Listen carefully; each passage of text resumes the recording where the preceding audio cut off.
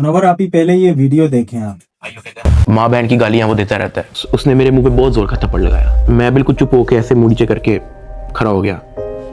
तो कहता मुंह ते कर। अभी मैंने मुंह पर किया नहीं था। वो जोर से चीख के कहता मुंह ते कर। अभी मैंने वो मुंह पर किया ही था, उसने मुझे दूसरा थप्पड़ लगाया। मैं वहां पे बड़ा हेल्पलेस फील कर रहा कि यार मेरे से ऐसा क्या हो गया। मैं भी ये सोच ही रहा था, उसने मुझे तीसरा थप्पड़ लगाया। मुझे माँ बहन की गालियां दी जा रहा है। मैं अपना मुंह नीचे करके खड़ा हुआ हूँ तो मेरे थप्पड़ इधर लगता है, फिर वो कहता मुंह पर कर, फिर मेरा थप्पड़ इधर लगता है। वो मारी गया जब तक उसका दिल नहीं भरा। मैंने तो गिने भी नहीं है कि उसने मुझे थप्पड़ कितने मारे हैं। फिर वो मुझे कहता कि अपनी टांगे बैंड कर। मैंने अपनी टांगे बैंड कर ली। कहता हाथ ऊपर कर। मैंने अपना हाथ ऊपर कर ली। वो घर में एक वीडियो कॉल लगाता है जो एक बच्चा रिसीव करता है, जिसकी एस्टिमेटेड तकरीबन एज होगी 7 साल। एक हाथ में सिगरेट होती है। वो उस बच्चे से पूछता है कि डकी भाई को जानते हो?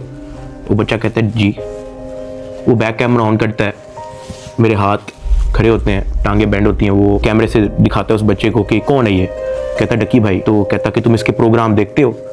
कहता जी। वो पीछे जो प्राइवेट मुलाजिम खड़ा होता है वो बहुत जोर का पीछे थप्पड़ मारता है। सरफराज चौधरी साहब उस 7 साल के बच्चे को कहते हैं ये देखो इसके साथ क्या हो रहा है, आप देखोगे तुम इसका प्रोग्राम?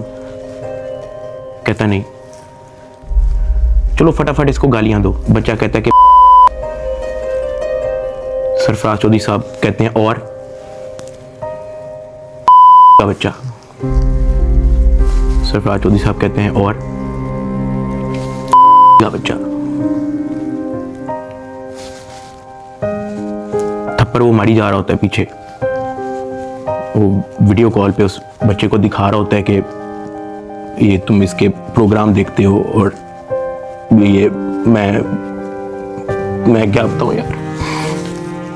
खैर मैं तब बड़ा हेल्पलेस होता हूँ। मैं समझ नहीं आती कि मैं क्या करूँ और किस तरह इससे निकलूँ। मैंने क्या किया ऐसा? खैर वो सरफराज चौधरी कहता है कि इसको ले जाओ, इसकी तरीके से तफ्तीश करो। जबकि मैं डे 1 को आया हूँ। मैं सब कुछ, मोबाइल का पासवर्ड, मैंने लैपटॉप के पासवर्ड, मैंने जीमेल के पासवर्ड, मैंने एक चीज़ नहीं छोड़ी। मुझे आज जितने ऑफिसर्स थे वहाँ पे, मुझे एक ऑफिसर आके दिखा दे, बता दे कि डकी भाई ने हमें ये चीज़ नहीं थी दी इसलिए हमने मारा है। वो तफ्तीश के अंदर इस जगह कोऑपरेट नहीं था कर रहा इसलिए हमने मारा है।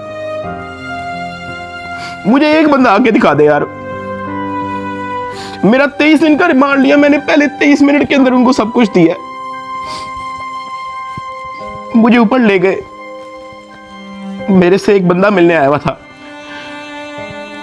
जावा फूड्स, मेरा एक जाने वाला है जिसने हमारे घर में, जब हमारे घर में दावत थी तो उसकी केटरिंग की थी। अब क्योंकि मुझे फ्रेश मार के ऊपर लेके गए थे, मेरी आंखों में आंसू थे, तो वो जब मिलने आया हुआ था वो अचानक अपनी सीट से खड़ा हुआ और उसने मेरी तरफ देखा कि क्या हुआ है। मैंने कहा कि यार मैं इनके साथ पूरी तरह कोऑपरेट कर रहा हूँ, वो फिर भी मुझे मारी जा रहे हैं, मुझे माँ बहन की गालियाँ दे रहे हैं।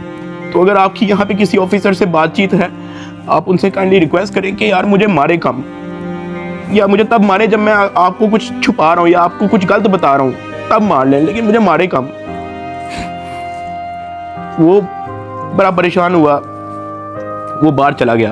कुछ खाने को मेरे लिए लेके आया था, पिज्जा या कोई बर्गर लेके आया था। बाहर जाके तो बस ज़ारो कतार इसकी स्टोरी सुन के तो रोना ही आ रहा है, क्योंकि जुल्म तो जुल्म है ना, जुल्म नहीं होता बर्दाश्त। और तो नाजायज हुआ है। मुझे तो ऐसा लगता है, देखो बच्चा भी प्रेशर में था, बच्चे को भी प्रेशर डाला था, उसका खौफ, जबकि बच्चे का दिल नहीं था उसको गालियां देने का, ना इसको बुरा बोलेगा, क्योंकि बच्चे डकी भाई को बहुत पसंद करते हैं। मेरे घर में भी मेरे बच्चे डकी का ब्लॉग लगा रहता है हर वक्त, क्योंकि ज्यादातर उसके सब्सक्राइबर जो बच्चे ही हैं। और जहाँ तक मेरा सवाल है, वो जो अगर कुछ ऐसी वीडियोस होती है तो वो एंटरटेनमेंट होती है, लोगों को हंसाता है। जैसे कभी पॉटी की बात कर देता है, कभी WC की कमोड की बात करते हैं, तो वो तो एंटरटेनमेंट करता है। कोई ऐसी वर्गल उसकी वीडियो नहीं होती, ना कोई ऐसी वर्गल उसकी बातें होती है। अभी भी मेरे आंखों से आंसू जारी है, लेकिन इंशाल्लाह अल्लाह की पकड़ तो है ना, इंसान कुछ भी कर ले, थोड़ी देर खुश तो हो जाता है, थोड़ी देर बदमाश बन जाता है, लेकिन अल्लाह की पकड़ पड़ ही सकते हैं। बहुत शुक्रिया। नहीं तू बेवकूफ है, तुझे समझ नहीं आ रही कि मैं